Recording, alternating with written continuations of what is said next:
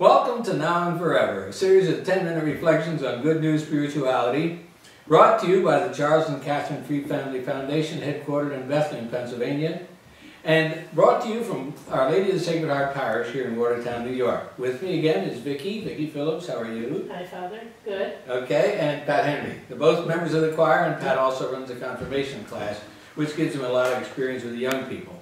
So for the next, we're going to be talking about evangelization from this point onward for quite some time. And the first one we're going to talk, the first aspect of that is about what is the purpose of evangelization. Pat's going to lead us off with a reflection drawn from the series that we're using that talks about culture. Pat? Yeah, okay, Father. Years ago, when people talked about culture, they usually had in mind things that pertain to the richness or quality of life. Cultivated accomplishments like music, art, dance, or fine cuisine. In more recent years, the word culture has come into more widespread use, more specifically to signify a person's bottom line sense of identity and purpose. You hear about the culture wars, multiculturalism, the culture of death, the culture of life.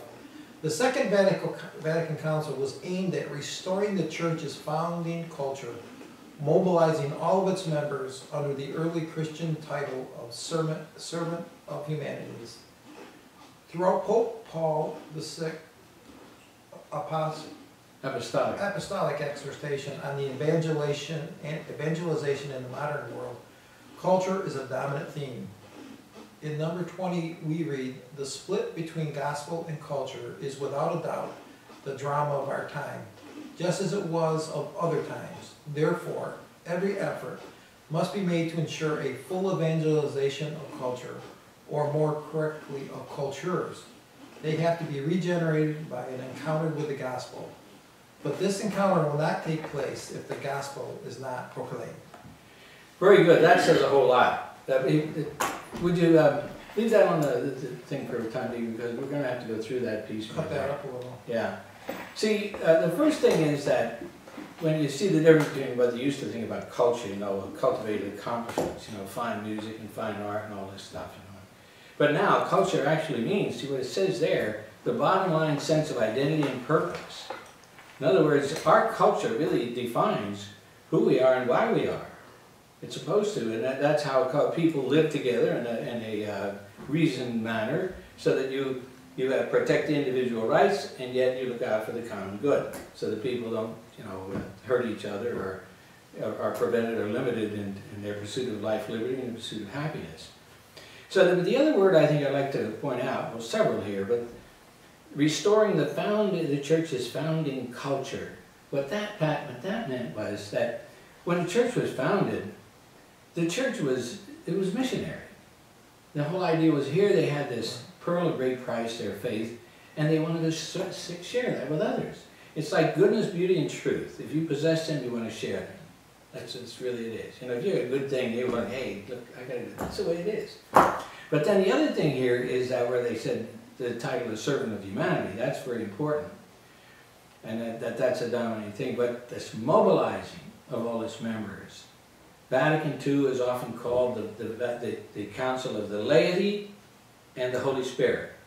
And they're taken together to mobilize all the members of the Church to the power of the Holy Spirit to share the good news.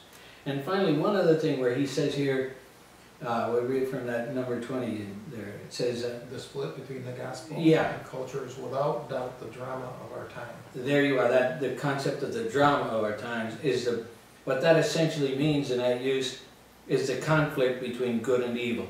That's the drama of life, the conflict between good and evil. So he's saying, without a doubt, the drama of our time. And that's what he's talking about. There, today, it's a very acute battle. But John Paul II called it the most significant confrontation of humanity in the whole history of humanity. And then he goes on to, so that we really understand what this is about, is that the split between the gospel, in other words, you have to bring gospel values into your culture, and that's what it means to have a real, process of evangelization. And finally, he says here, that a lot of people ask me about this. This is all quotation here. Therefore, every effort must be made to ensure a full evangelization of culture, or more correctly, of cultures. See, the world has many, many cultures.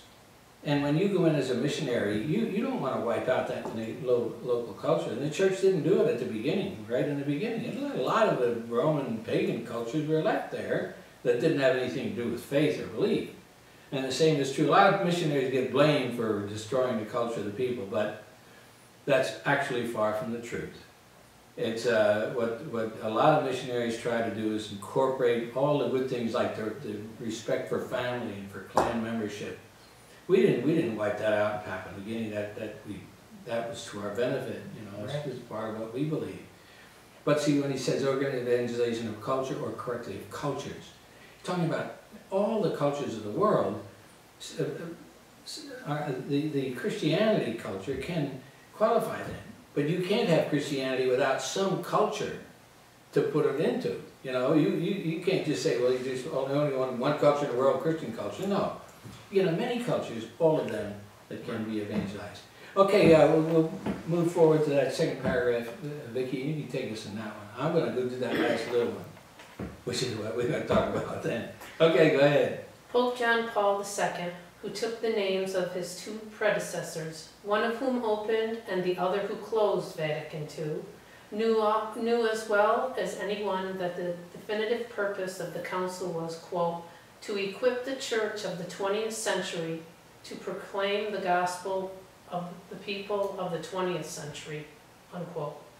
In keeping with this awareness, on the evening of March 10, 1983, as he opened the plenary assembly of the Episcopal Church Council of Latin America at Port-au-Prince, Haiti, John Paul II first used the term, quote, new evangelization, unquote.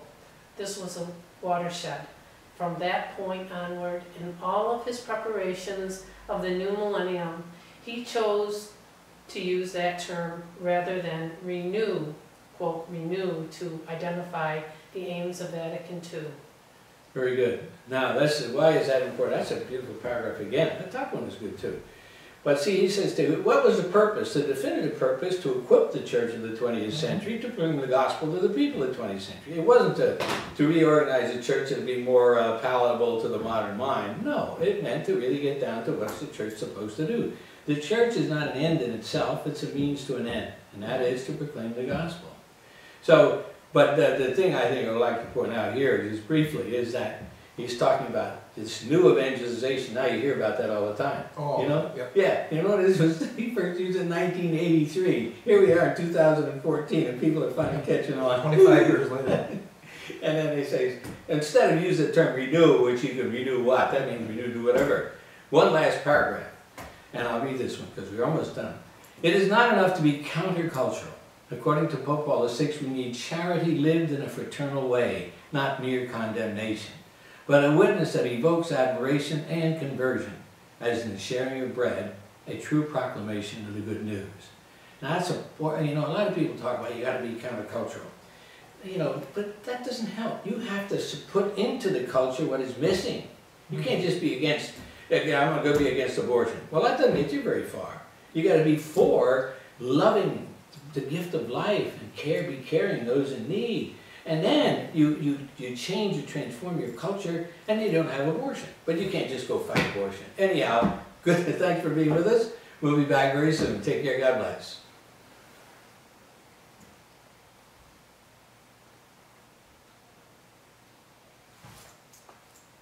Oh, hey, Phil. You better shut that off. We've been done. You guys see